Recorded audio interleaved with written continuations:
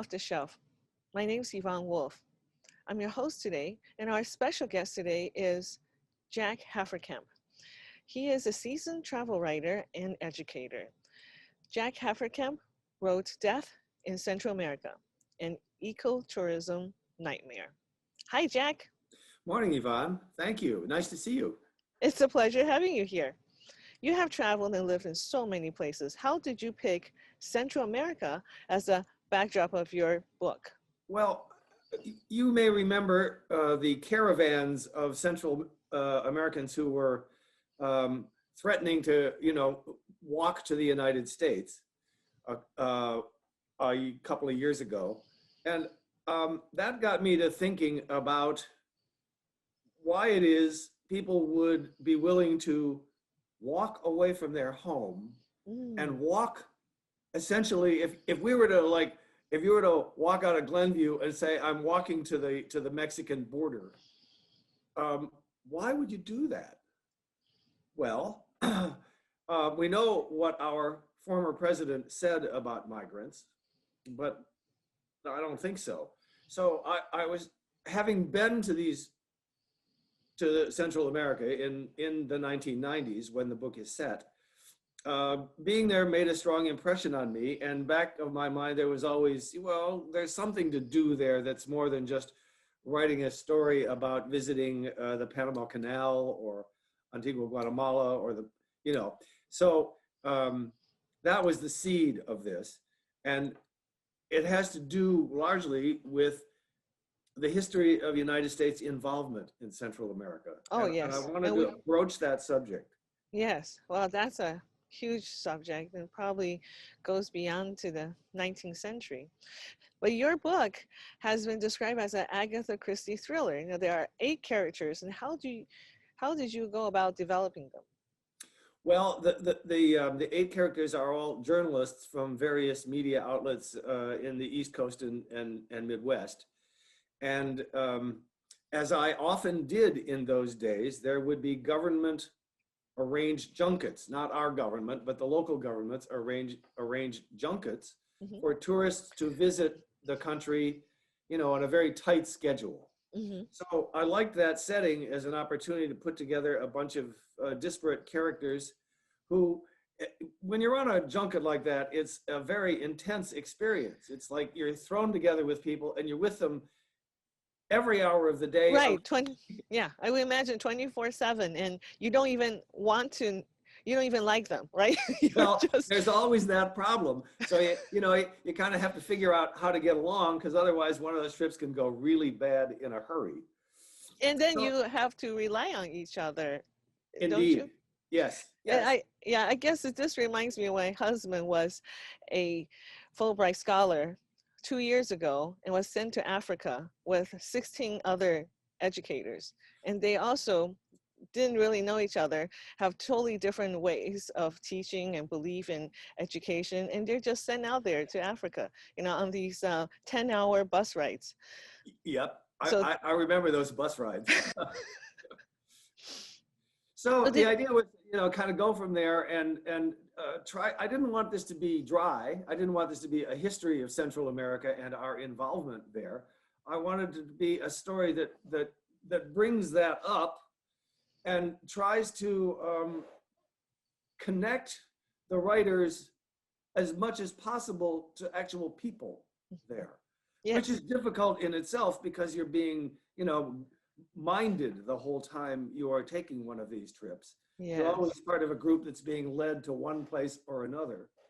So and sometimes, the idea was largely to try to have the members of the junket having experiences that gave them a little bit of insight into what's actually happening in Central America. Yes, and sometimes the host country has their own purposes and own agenda for what they want you to leave with. So it turns out that this junket, which was in my mind, I made this up, by the way, this is the fiction part of this, was a junket jointly arranged by the Guatemala and Panama governments to show people the 2 countries, the top and bottom of Central America. Yes, it turns out that they were doing what they thought they were doing, which is Yes. preparing travel stories, but there was a purpose beyond them that they did not launch, that was the real reason for them going to the places that they went, especially in southern Panama.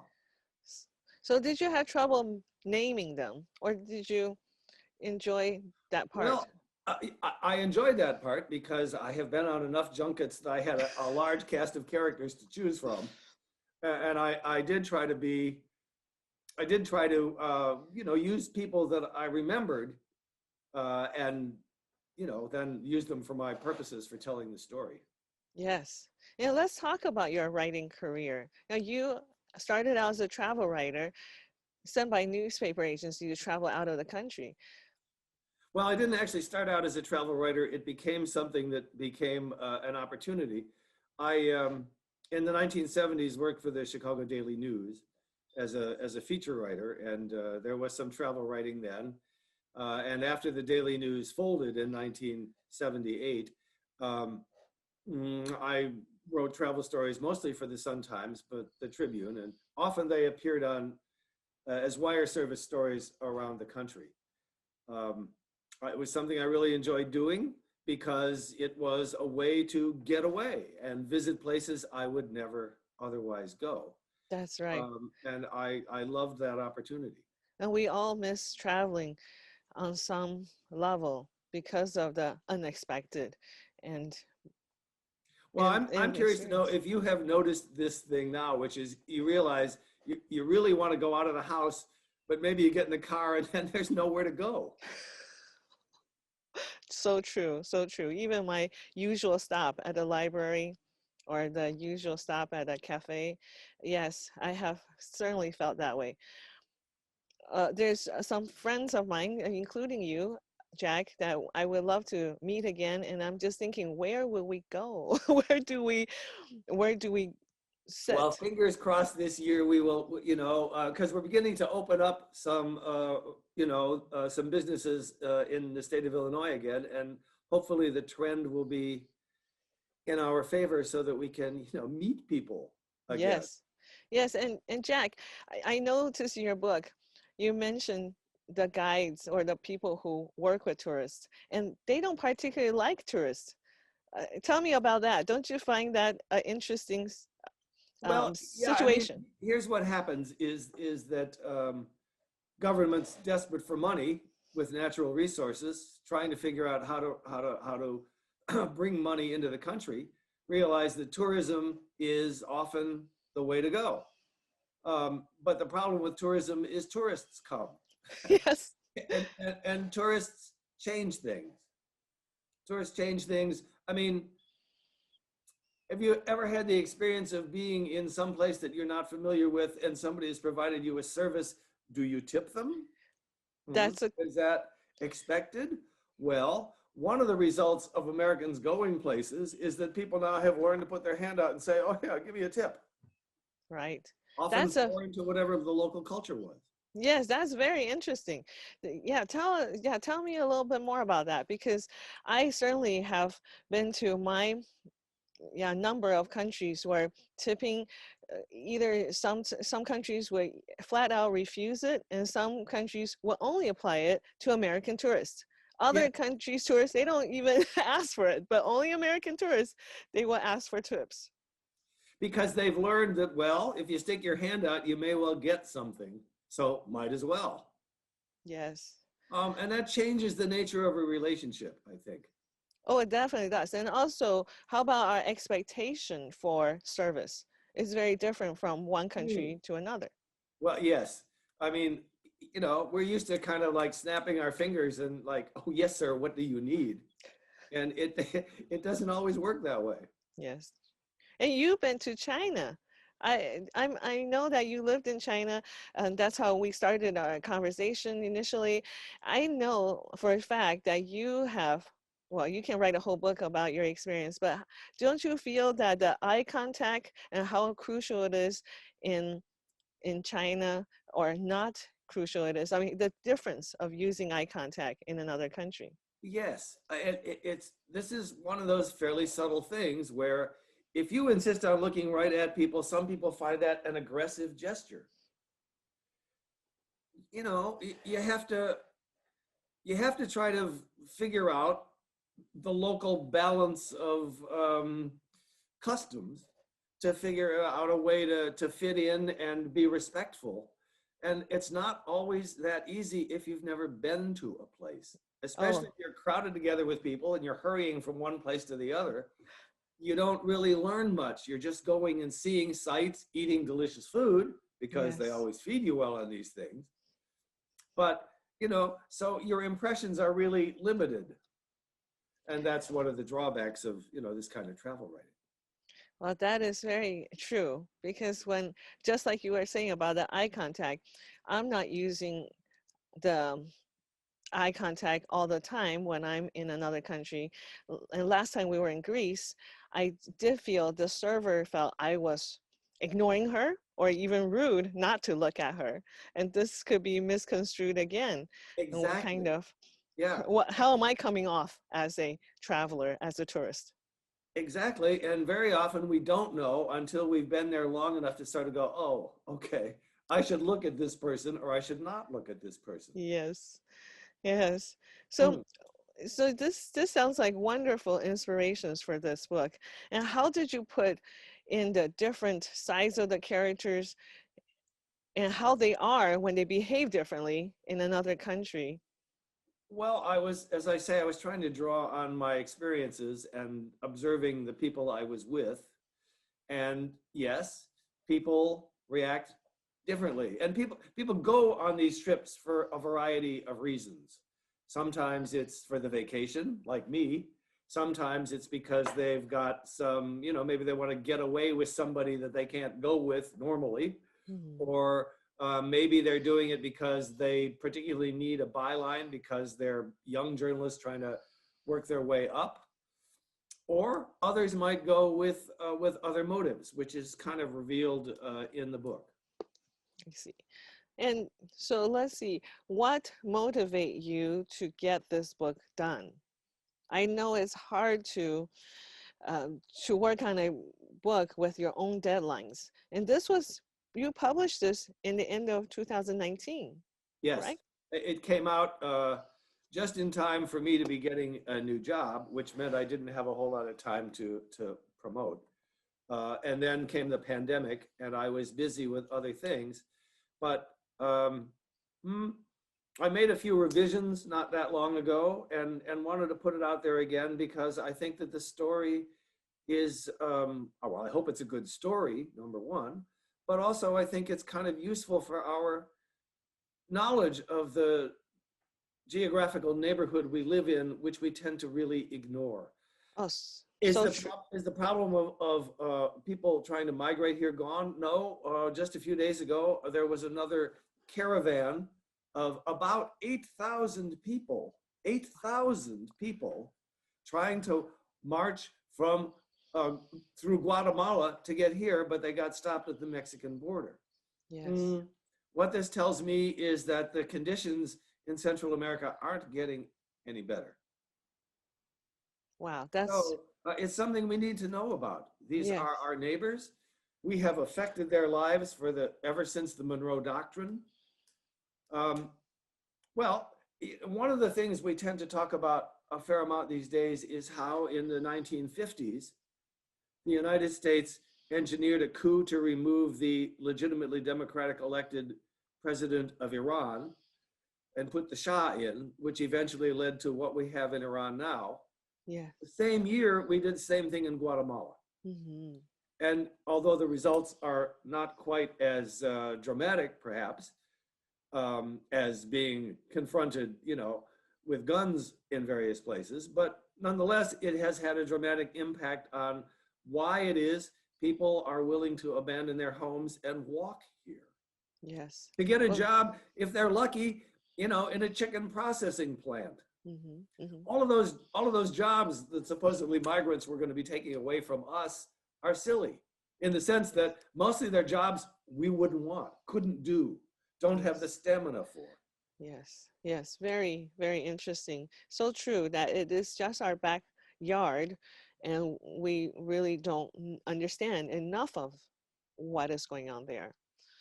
Um, yeah, you know, You, partly my motivation was to just stop thinking about ourselves and mhm. think a little outside of the little envelope, the bubble that we all kind of live in. I think that's true. I think that's why we're friends. I have also felt the need that Americans need to see our place in the world. But we should start with our backyard, right? Yeah. Orientate ourselves where we are in Northern America and what is our role. Now, you mentioned the pandemic, and I know that it has affected your marketing of this book. Have you done any blogs, or I've heard of these blog tours, but I have not. would you like to Yes. would you like to start a new marketing campaign? Oh, well, I would. I would. And, you know, one of the things about publishing a book yourself, which I did with this book, was, you know, you have to do everything. And actually, writing the book was hard. Figuring out the formatting was harder. I will tell you the truth. And that's been an interesting learning experience, but it's something I now feel like I know a little better. Um, Are you and talking about the Amazon formatting or yes, the yeah? Amazon, well, or the, yeah, the Kindle Direct Publishing. Well, there's two different kinds. I realize, right? One is a hard copy kind, and Yes, then format, and the ebook is a different format, isn't it? yeah, yeah, yeah. And I will tell you the truth here, which is the first go around, I kind of messed up between the two of those, and it took a little while to fix that. Well, You know, yeah. Who? meanwhile, I was busy too. Yes. I teach English to immigrants, which is in part my way of keeping connected to people who are still coming here Yes. and trying to figure out how to have a life. Yes. And that is so nice that you have actually traveled, you have experience of that sensitivity of understanding where they could be coming from. And that's very important. Yeah, and I do too. I try to somehow work with people who are learning too about how to fit in here. And we really need that kind of sensitivity. You're Yes, yes, yes. Yeah, and yeah, and who knows? I mean, who knew? Would you like to share with our audience what kind of pitfalls are in this formatting? Because the formatting is not just like a word formatting that you have to send over to another app, right? Yes. Um, you know, well, there are a number of ways to make this work. There are templates, but they're not that simple either. And Yes. I can only tell you, beware the drop caps. Okay, so you have to how many hours would you estimate? Because then that's something maybe many authors are underestimating. They're thinking, Oh, oh, I just have a manuscript and then I'll just cut and paste over. well, you know, one of the things that sort of necessarily happens is you've been working on a project like mine for a year or more. Yes. And you get finished and you're like, oh, I'm finally finished. Let's get it moving. But no, no, no. Then you got to slow down. If you have a publisher, great. You give it to them. They do the work. If you do it yourself, then yes, you need to enter into the next process and learn how to do it. And it takes a while. It's challenging. So learning a new template, learning app is something maybe we should put 10 hours towards, not just estimate, not just think, oh, I'll be done in 3 hours. Yes, I mean, this took endless hours of Oh, attempting to do it, correct it, having professionals read it line by line, and then you know, losing track of which version is where, and ah. lots of pitfalls. It's not impossible, but there are lots of pitfalls. Well, you have to be organized, and I know that you have many years of experience organizing. Well, I've recently learned I need to be more organized because there's only a certain number of hours in every day. Yes. Well, isn't that a continual project? Just, Yeah, like the people life say, in the modern world.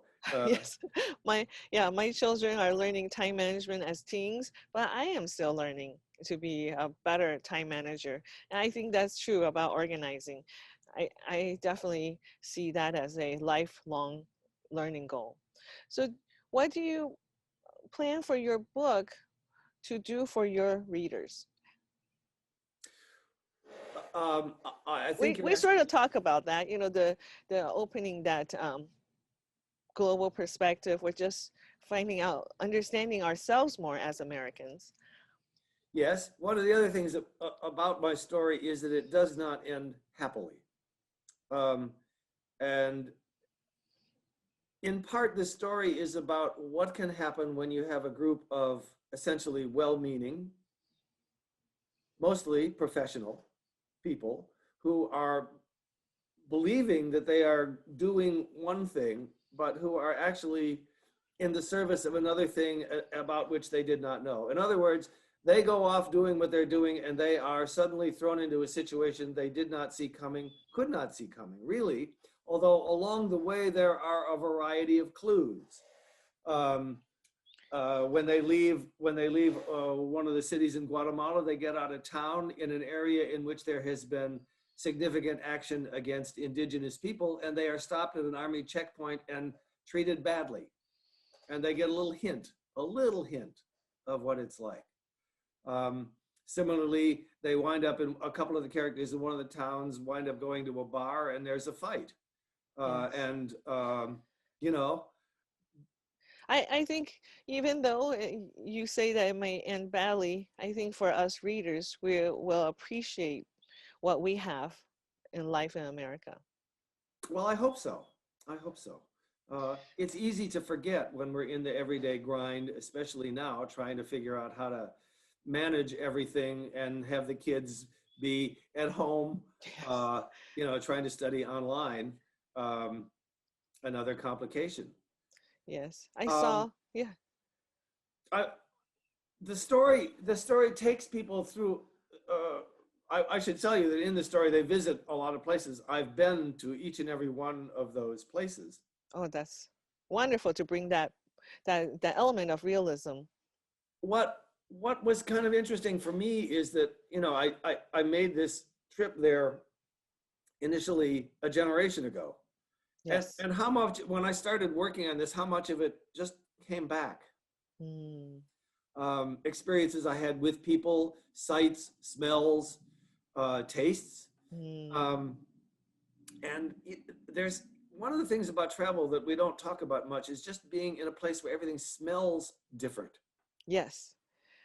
And I it kind of, it's this wonderful stimulation that you're not quite sure why, but there's different things happening and you yes. open your eyes. Yeah.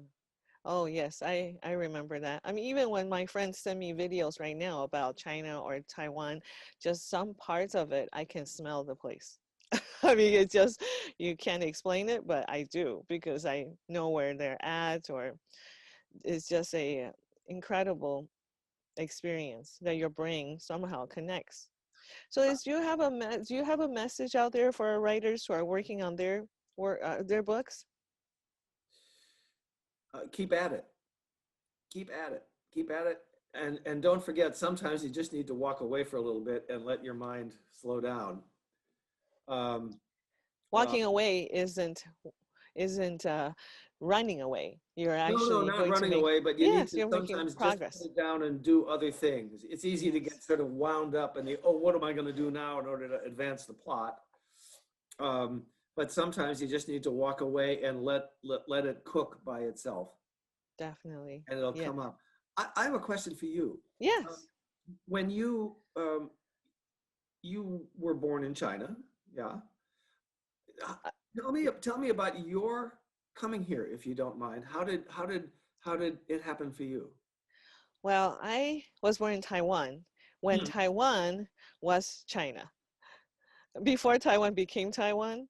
Hmm. And this is kind of far back to remember, but Taiwan was officially China until 1972. So when you talk about the way America has changed other countries, well, when Nixon recognized China in 1972, that changed the whole trajectory of Taiwan as a member of UN, Mm-hmm. everything. So my family were concerned because they left China to go to Taiwan as a refugees. And then they decided by 1978 to come to the United States when I was 8 years old. So that experience, I can tell you, as a child, I didn't understand why we have to go. As a child, I just remember coming to America and I've seen pictures of hamburgers and I thought it was so fun to eat one. And my cousin, who was much older, he's like a grown man. So he took my sister and I to McDonald's. Mm. We were in front of this Big Mac. And I have to tell you that when I took that bite, it was so exciting. I had looked forward to this so much. And then I took that bite and I thought, oh my gosh, what is that sour, sweet green thing that's stuck on between my teeth? And I had no expectation of the pickle and what it would do. Uh-huh. And then that messiness of eating with hands, Uh-huh. it's a huge culture shock from always told that you have to use chopsticks, never touch your food with your bare hands. Right. Even if you're eating it with your fingers, it's always in paper or something. Right, it's you don't have direct contact with food. You know, this idea of touching your food was a strange sensation and was just messy, gooey feeling that, well, I eventually got over. But at the onset, you know, the beginning, as an 8, 9 year old, I thought it was the gross, you know, thing to do. But I can eat a chili dog now, so I don't have that barrier anymore. Um, uh, I was thinking that it was kind of a reverse experience. I don't really eat KFC here, but when I got to mainland China, there were KFCs everywhere you turned around. There was a KFC. In part, I started to ask people, well, they liked the food, but they also liked it because the bathroom was approximately clean. Yeah, that's Um, so true. yeah.